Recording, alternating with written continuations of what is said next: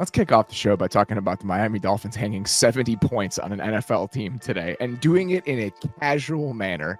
726 yards, the second most in NFL history, second most points in a regular season game in NFL history. And they made it look so ridiculously easy every single time they had the ball on offense. Where do you even want to start with this performance from the Dolphins today?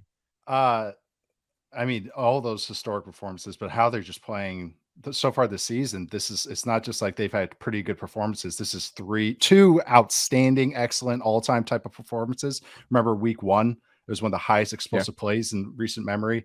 Last week against the Patriots, it's turning out to be a very good Patriots defense, like we figured, but still they are doing creative things and scoring points and just unleashing speed. It's a reminder that the Dolphins have speed everywhere, and that Mike McDaniel's creativity applies to both the run and the pass games.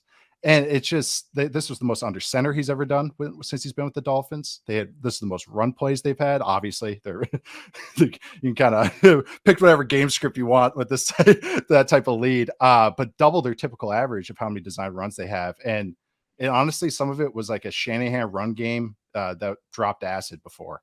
Like, that's kind of what it really felt like. It was a reminder that McDaniel was the run game coordinator. It's like, oh yeah. If you notice all those touchdowns, but just the big theme of all this is that all those touchdowns, all those big plays, the one common theme of all of them was that the receivers were blocking. Mm-hmm. None of them were RPOs. They are just running straight run plays with great designs with a lot of speed, and they're just doing an excellent job of it. And the perimeter run game, especially with that speed today and all the ways that they're getting the ball on the perimeter. I mean, there's so many different elements where they're in split back and they're motioning Alec Ingold out to be a lead blocker, and they're getting they're getting that ball in Mostert's hands so he can get on the edge. And then they're putting Mostert in jet motion to be a lead blocker on a pin pull play for Devon Achane's touchdown. So many different ways. One, creating misdirection and confusion for the linebackers. The amount of times in this game that the Broncos linebackers either went the wrong direction or just stood in place and did absolutely nothing because of all of the eye candy was ridiculous. And against this team, like you said, if you're a step slow against this team with your new running back, both running backs that run sub 4.40s, it's over, because they're creating these designs that are getting these guys out in space and out the gate in so many different ways. And that's what was so impressive today, is that it's not just that they ran the ball well, it's that they ran the ball well with a new back we've never seen and with like 6 or 8 new designs we've never seen. And it's getting to a place with this offense where I cannot wait every week to open this thing up and see what we're going to get, because there's a little wrinkle and there's a little new bit of evolution in the run game and the pass game weekly right now. And it is very compelling stuff happening in Miami. It's a great mystery box. It's the best. I mean, Waddle's out. Okay. Oh man, that's tough, right? Waddle's out. It's a big weapon. They have other weapons. They find benefit in having the backup receivers in there. Let's have our backup receivers pin DNs over and over and get out to the edge. Okay, we don't have Waddle. We still have Tyreek Hill, and we still have these guys at running back. And I mean, like you said, the designs. I love the one that you brought up on the touchdown where Mostert is motioning out as the lead blocker. It was so great. And then the other one, there's the end around to Achane. It's like an orbit motion lead blocking before he has the end around. It's like it's just all these great designs off the classics that you just love. And then they just crank it up to 11. Isn't the Shanahan offense like the ones that the disciples of it? It's built off misdirection, finesse, speed, out angling everybody. Well, let's just, again, crank that up to 12. And that's what this offense is doing. And we've seen it with the past, and now we're just seeing this new run game creating explosive that way as well. It was a little bit of a wrinkle, the one you're talking about with the end around orb motion. There was also a Devon Achane orb motion on the counter run that Mostert had for a touchdown.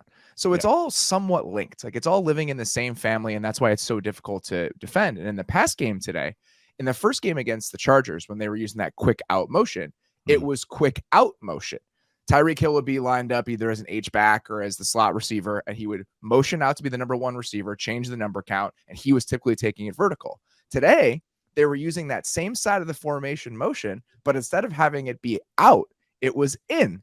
So now you have Tyreek Hill as the number 1, who was the number 2 receiver, is now the number 1 receiver with an ocean of leverage on the outside corner, and he's running all these quick glance routes that are uncoverable. So it's not reinventing the wheel every single week. It's just a tiny spin on all of these established ideas that they already have, and it's Yep. consistently allowing them to stay one step ahead of every defense that they're playing against. It's motion speed, motion speed, motion speed, timing, motion speed. It's just like impossible to beat when it's going this fast. And even like a guy when Braxton Berrios is in there, and this is something I always bring up, and this is just, as a kind of my football ID and just what I know is, oh man, how are they going to block with the receivers when they have light bodies? So you don't want Braxton Berrios blocking. He's a real slot guy. Okay, let's just have him motion out, and it just solves your blocking issue. Just having motion out just creates alignment and creates angles in the run game. And it's just him running 7 steps to the right at full speed. And all of a sudden the nickel has to bump out, and now they can get an inside blocking leverage.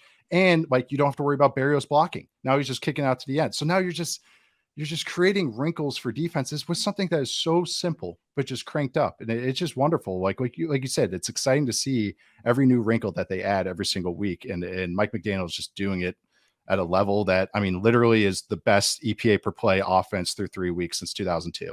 It's just, we're seeing a truly historic pace right now, and what they're doing is very, very cool. One of the things I thought was most ridiculous about this game today, I don't know if these numbers are right because some of the pressure stats can be a little bit wonky the day of. Yeah. According to True Media, it says that Tua was pressured on 7% of his dropbacks today. There were 0 quarterback hits for the Broncos in this game. There were not. 0. He finished with a time to throw of 2.16 seconds, and there were 0 quarterback hits. A lot of that is the design of the offense. It's the speed. It's creating that instant leverage for all these really fast guys. But I was also very encouraged by the performance from this version of the Dolphins offensive line. Yeah. They got Teron Armstead back. Isaiah Wynn, if you watch that first touchdown to Tyreek Hill, he's holding up one-on-one on pass protection as the left guard extremely well. And then the right side of the offensive line is playing well. Hunt, Jackson, and Connor Williams got hurt in this game, but that starting 5 of Armstead, Wynn, Williams, Hunt, Jackson, if they can stay healthy, that's better, way better than what this team has been dealing with for most of the last 2 years, and makes me feel much better about what this group could look like over the long haul, because 1, you're holding up in pass protection, and 2, that 5 has a chance to really grind people in a way that any combination they had last year could not. And they have athletes, and so you can do all these pulling stuff to get them out in space. You can do the screen game with these guys. And like you said, this is the best version we've seen of them. Is it an elite unit? No, but it's more than workable, more than serviceable with a quarterback that is really navigating space in the pocket too. Has always had really good pocket management. Sometimes you're like, oh, it's almost too quick. But how we're seeing him right now is, yes, getting rid of the ball in 2 seconds. But the times he's not, it's that play that I broke down on Wind the Clock to Berrios, where it's a double move that he's buying an extra half second. Mm-hmm. So he's mitigating when the offensive line doesn't work out for 2.5 seconds. And on top of it, they're just scheming it perfectly. Like that ball is getting out so quick that, yes, most of the time when we see an offense fail or a very high flying offense fail, it's like, oh, the offensive line didn't hold up. There it is. That's that common issue. They have ways to manage it, even if that baseline isn't as high, but that baseline's so high right now. The Achane thing is so funny because they draft him in the 3rd round, and you look at his skill set, his profile, and you think, all right, I understand how you would potentially use a guy like this in the offense. And then right out of the gate, game 1, it's exactly how you would want him to be used. And he flourishes. It's the exact perfect application of this dude the first time we actually get to see him for any length of time. Let's get him on the end of rounds. Let's line him up a receiver and get him out in space. Achane is like, I remember when this draft pick happened, I remember just freaking out when we were in Kansas City, because I was like, I didn't even think this would be a possibility. It's like, but it makes so much sense. But Achane is actually like, he has Olympic track speed. He has good vision and everything. Like he's like a good running back. He's just a $180.